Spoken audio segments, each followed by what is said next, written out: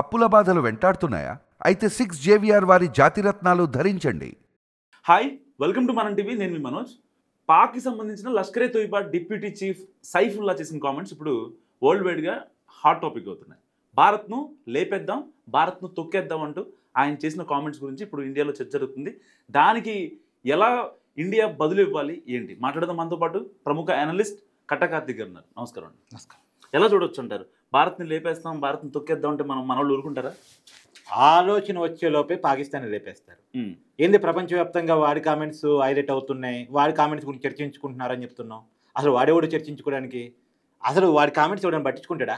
నిజానికి నీకు జోక్ చెప్తా మనోజ్. మొన్న క్రికెట్ మ్యాచ్ పాకిస్తాన్తో ఏదైతే ఆసియన్ కప్లో జరిగిందో అది లైవ్ ఇవ్వబట్టి సరిపోయింది. కానీ లైవ్ కాకపోతే పాకిస్తాన్లో ఏమన్నా వాళ్ళు తెలుసా? మేమే గెలిచామని చెప్పుకునేవాళ్ళు. ట్రంప్ ఏం చెప్పుకునేవాడు తెలుసా? పాకిస్తాన్ క్రికెటర్స్ ఇండియన్ క్రికెటర్స్ కొట్టుకుంటుంటే నేనే ఫోన్ చేసి ఆపని చెప్పుకునేవాడు. అవును, కాకపోతే అది లైవ్ టెలికాస్ట్ కదా, అందరూ చూశారు కదా, చెప్పుకోవడానికి ఏమీ లేదు. ఇలాంటి కామెడీ థింగ్స్ ఎవరు నమ్ముతారు మనోజ్? ప్రపంచం వీటన్నిటిని చూసి చూసి చూసి విసిగ వేసారిపోయింది. ఇలా పాకిస్తాన్ని నమ్మటానికి ఎవరు సిద్ధంగా లేరు. అదొక ఏమంటారు అంటే దేనికి పనికిరాని ఒక దేశం. మనకి వాళ్ళకి ఇండిపెండెన్స్ ఒకే టైంలో వచ్చింది. 1947 ఆగస్ట్ 14th వాళ్ళు జరుపుకుంటారు, ఆగస్ట్ 15th ఇండిపెండెన్స్ డే మనం జరుపుకుంటాం. అంటే మనకంటే ఒక డే బిఫోరే వాళ్ళు జరుపుకుంటారు. అంటే అఖండ భారతం కదా, బ్రిటిష్ వాళ్ళు ఒకసారి వదిలేసిపోయారు. మత ప్రాతిపదికన వాళ్ళు మన నుంచి వేరుపడ్డారు. ఆ రోజు మన ఆర్థిక స్థాయి వాళ్ళ ఆర్థిక స్థాయి అటు ఇటు ఒకటే. కానీ ఇవాళ వాళ్ళు ఏ పరిస్థితిలో ఉన్నారు, మనమే పరిస్థితిలో ఉన్నాం. అడక్క తినే పరిస్థితిలో వాళ్ళు ఉన్నారు. మళ్ళీ చెప్తాను, అడక్క తినే పరిస్థితిలో వాళ్ళు ఉన్నారు. ట్రంప్ దగ్గర అడుక్కుంటున్నారు, మా దేశాన్ని వాడుకో, మా దగ్గర ఉన్నటువంటి వనరులు దోచుకో, మాకేదన్నా తిండి పెట్టిన ఆయన అని అడుగుతున్నారు. అడుక్కుంటున్నారా లేదా? ఇది ప్రపంచం ముందు కనబడుతుందా లేదా?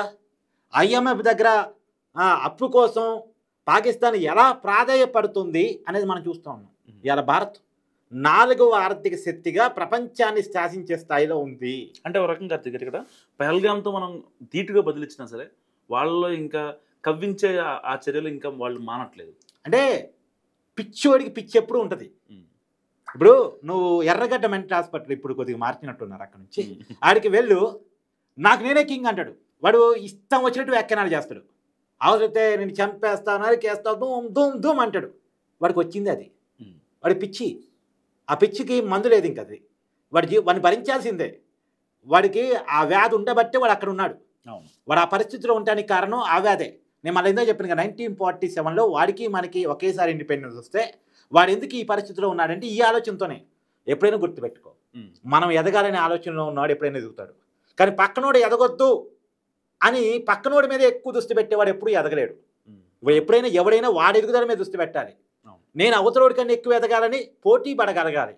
అంతేగాని నేను బాగుపడిపోయినా పర్లేదు, పక్కనోడు బాగుపడద్దని ఏడుస్తూ కూర్చున్నాడు, ఎప్పటికీ ఏడుస్తూనే కూర్చుంటాడు.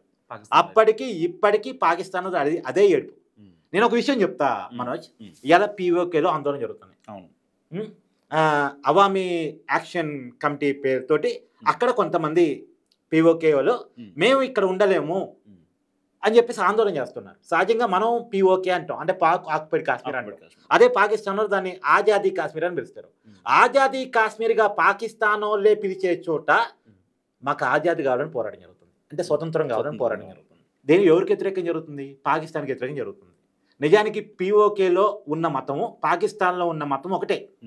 మనలాగా భిన్న సంస్కృతులు, భిన్న అభిప్రాయాలు, భిన్న మతాలు, భిన్న కులాలు ఏం లేవు, భిన్న సాంప్రదాయాలు ఏం లేవు, అంతా ఒకటే. అయినా సరే అక్కడ కలిసి ఉండలేమని ఎందుకు అడుగుతున్నారు? ఇలా భారతదేశంలో ఇన్ని మతాలు ఉన్నాయి కదా, ఇన్ని కులాలు ఉన్నాయి కదా, ఎప్పుడైనా మేము భారతదేశంలో ఉండలేమని ఒక మతం వల్ల, ఒక కులం వల్ల, పర్టికులర్గా ఒక ప్రాంతం వల్ల ఎప్పుడైనా డిమాండ్ చేయటం నువ్వు చూసావా? ఇంత పెద్ద భారతదేశంలో ఇన్ని వర్గాలు, ఇన్ని రకాల ఆలోచనలు, ఇన్ని రకాల సాంప్రదాయాలు ఉన్నటువంటి భారతదేశంలో ఎప్పుడైనా మేము భారతదేశం నుంచి విడిపోతాము అనేటువంటి నినాదం ఎక్కడైనా విన్నావు నువ్వు? కానీ భారతదేశంలో ఆ నినాదం ఎందుకు ఉండదు? పాకిస్తాన్లో ఆ నినాదం పదే పదే ఈ మధ్యకాలం ఎందుకు వినపడుతుంది? ఇప్పుడు POKనే కాదు, ఈవెన్ దో పాకిస్తాన్ భూభాగంలో కూడా చాలా ప్రదేశాల్లో పాకిస్తాన్కి వ్యతిరేకంగా ఆందోళనలు, సింధు ప్రాంతంలో కావచ్చు, తర్వాత అప్పుడు ఏదో ఏరియా అక్కడ మేము పాకిస్తాన్ నుంచి విడిపోతామని పెద్ద ఎత్తున ఫైట్ చేశారు కదా. సో ఇవన్నీ మనం చూసాం.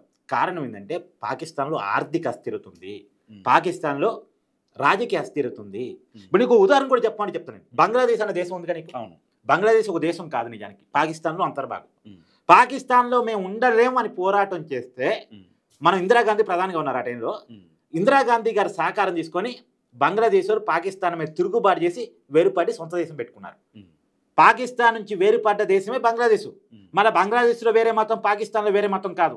ఈ రెండు దేశాల్లో ఒకటే మతం, ఒకటే సాంప్రదాయం, ఒకటే సంస్కృతి, ఒకటే రకమైన ఆలోచన, ఒకే దేవుడు. కానీ అయినా సరే కలిసి ఉండలేక ఎందుకు పోయారు అంటే వాళ్ళ ఆలోచన సరిగా లేవు. పాకిస్తాన్ వాళ్ళే ప్రజల కోణం నుంచి వాళ్ళు ఆలోచించట్లే. ప్రజలు ఏ రకంగా బాగు చేద్దాం వాళ్ళు ఆలోచించట్లే. ఎంతసేపటికి పాకిస్తాన్ వాళ్ళు ఒక భావోద్వేగాన్ని ప్రజల్లో నింపుతూ భారతదేశం మీద విద్వేషాన్ని వెళ్ళగక్కుతూ భారతదేశం మీద విద్వేషాన్ని వెళ్ళగక్కుతూ అక్కడ సానుభూతి పవనాలతో ఏదో పూట గడుపుతా ఉన్నారు అంతే. కానీ సానుభూతి బోబెట్టదుగా. అంతిమంగా ఈవినింగ్ ఫుడ్ పోవాలిగా. ఇవాళ గోధుమ పిండి లేక చాలా ఇబ్బంది పడుతున్నారు. మనం సింధు జలాలు ఆపితే అయ్యా అని బెగ్గింగ్ చేసుకునే పరిస్థితిలో ఉన్నారు. కాకపోతే ఏంటంటే వాళ్ళ బుద్ధిరీత్యా ఇలాంటి వార్నింగ్స్ చేస్తూ ఉంటారు. ఇప్పుడు మొన్న పాకిస్తాన్ ఆర్మీ చీఫ్ అతను అమెరికాలో ఒక కామెంట్ చేశాడు, అవసరమైతే భారతదేశం మీద అణుబాంబు వదులుతామని. కానీ అంతిమంగా మనకు తెలిసి వచ్చిన విషయం ఏంటంటే అసలు పాకిస్తాన్ వాడికి అణుబాంబు ఎట్ట వాడాలో కూడా తెలియదట. అణుబాంబు వేస్తాం భారతదేశం మీద అని అంటాడు, అసలు అణుబాంబు ఎట్ట వాడాలో కూడా వాడు తెలియదంట. చైనా వాడు సహకారం తీసుకుని అణుబాంబు వాడాలి. అంటే అణుబాంబు ఎలా వెయ్యాలి, ఎలా ఆర్గనైజ్ చేయాలి, దాన్ని ఎలా మెయింటైన్ చేయాలి, ఎలా ఆర్గనైజ్ చేయాలని చైనా వాడిని టెక్నీషియన్ పిలిపించుకొని దాన్ని ఆర్గనైజ్ చేయాలి. అంటే ఆ పరిస్థితిలో వాడు ఉన్నాడు. ఇవాళ మనం ఎక్కడున్నాం? ఇవాళ ప్రపంచంతో పోటీ పడుతున్నాం. మనం 4వ ఆర్థిక శక్తిగా ఉన్నాం. ఇవాళ మనకాడ 140 కోట్ల మంది కన్జ్యూమర్తో ప్రపంచంలోని అతిపెద్ద మార్కెట్గా మనం ఎస్టాబ్లిష్ అయి ఉన్నాం. మానవ వనరులు ప్రపంచం మొత్తం మన కోసం ఎత్తుతుంది. ట్రంప్ కొన్ని ఆంక్షలు పెట్టాడో లేదో మన మీద. జపాన్ వాళ్ళు భారతీయులు వెల్కమ్ అంటున్నారు, రష్యా వాళ్ళు భారతీయులు వెల్కమ్ అంటున్నారు, చైనా వాళ్ళు భారతీయులు వెల్కమ్ అంటున్నారు. ఎందుకంటే మన టాలెంట్కి అంత గుర్తింపు ఉంది ప్రపంచవ్యాప్తంగా. ఒకడు వద్దనుకునే లోపు నలుగురు కావాలనుకుంటున్నారు మనని. అది మన కాడు ఉన్నటువంటి టాలెంట్. దీన్ని పాకిస్తాన్ పెంపొందించుకోవాలి. ప్రజల్లో అవకాశాలు ఇవ్వాలి, ప్రజల్ని ఆర్థిక శక్తిని పెంచే రకంగా ఉండాలి, దేశం బాగుండే విధంగా వాళ్ళు ప్లాన్ చేసుకోగలరు. అసలు వాళ్ళు అదే ఆలోచించరే. పాకిస్తాన్ ఏ రకంగా బాగు చేసుకుందాం, మన కాడ ఉన్న పరిస్థితిని ఏ రకంగా చక్కదిద్దుకుందాం, మన ప్రజల్ని ఏ రకంగా సాటిస్ఫై చేద్దామని ఆలోచించారు. అసలు ఎంతసేపటికి భారతదేశం మీద పడి ఏడుస్తూ ఉంటారు, భారతదేశాన్ని లేకుండా చేస్తామంటారు, భారతదేశాన్ని అది చేస్తామంటే ఇది చేస్తామంటారు. ఎవడు మాట్లాడేది? లష్కరే తోయిబా డిప్యూటీ చీఫ్ అనుకోండి, సైఫుల్లా. తర్వాత పాకిస్తాన్ ఆర్మీ డిప్యూటీ చీఫ్ వాడెవడో కామెంట్ చేసినట్టున్నారు. వీళ్ళిద్దరూ అంటే కొలాబరేట్, అంటే లష్కరే తోయిబా వేరు, పాకిస్తాన్ ఆర్మీ వేరు కాదు. వీళ్ళే వాళ్ళు, వాళ్ళే వీళ్ళు. వాళ్ళకి వీళ్ళు ట్రైనింగ్ ఇస్తుంటారు, వీళ్ళకి వాళ్ళే ట్రైనింగ్ ఇస్తుంటారు, వీళ్ళకి వాళ్ళ ఆయుధాలు ఇస్తుంటారు, వాళ్ళకి వీళ్ళు ఆయుధాలు ఇస్తుంటారు. అంతా కలిసి పనిచేస్తుంటారు. వీళ్ళ అంతిమ ఉద్దేశం భారతదేశం టార్గెట్. కానీ నష్టపోతుంది ఎవరు? పాకిస్తానే కదా. కళ్ళ ముందు కనపడుతుంది కదా. ఈ రోజు వరకు ఎన్ని యుద్ధాలు జరిగినా పాకిస్తాన్ ఒక్క యుద్ధంలో మనకి గెలవగలిగిందా? ఏ యుద్ధంలో పాకిస్తాన్ గెలవలేకపోయింది. పైగా ఆర్థికపరమైన అస్థిరత, అక్కడ ప్రజల్లో అశాంతి. ఇప్పుడు అక్కడ అధ్యక్షుడిగా పనిచేసిన వాళ్ళు, ప్రధానమంత్రిగా పనిచేసిన వాళ్ళు ఇమ్మీడియట్ జరిగిపోతారు. ఇమ్రాన్ ఖాన్ ఎక్కడున్నాడు? పాకిస్తాన్ జైల్లో గడుపుతున్నాడు. ఎందుకు ఆ పరిస్థితులు? అంటే ఏది ఏమైనా మనకి చేతనైంది చెప్పాలి. చేతన కాంది అనవసరంగా చెప్పి పిచ్చి పేరాపలు మనకాడ కొంతమంది ఉంటారు. నవ్వులు పాలు కామెడీ థింగ్స్ పిట్టల ద్వారా అంటారు మనకాడ. వాడి చేత కాదు కానీ ఏదో మాటలు చెప్పి బతుకుతూ ఉంటాడు. వాడని పాపం బతకడం కోసం చెప్తాడు, వీళ్ళు హెచ్చడి కోసం చెప్తారు అంతే. సరే, వాళ్ళు అక్కడ ప్రజల్లో బతకడం కోసం చెప్తారు. ఏందే అక్కడ ప్రజలు వాళ్ళ మీద తిరుగుబాటు చేయకుండా చేయడం కోసం ఏదో చెప్తా ఉంటారు అంతే. థ్యాంక్ యూ కార్తిక్ గారు. సో ఇది కార్తిక్ గారు అనాలిసిస్ చూస్తున్నాండి మనం టీవీ.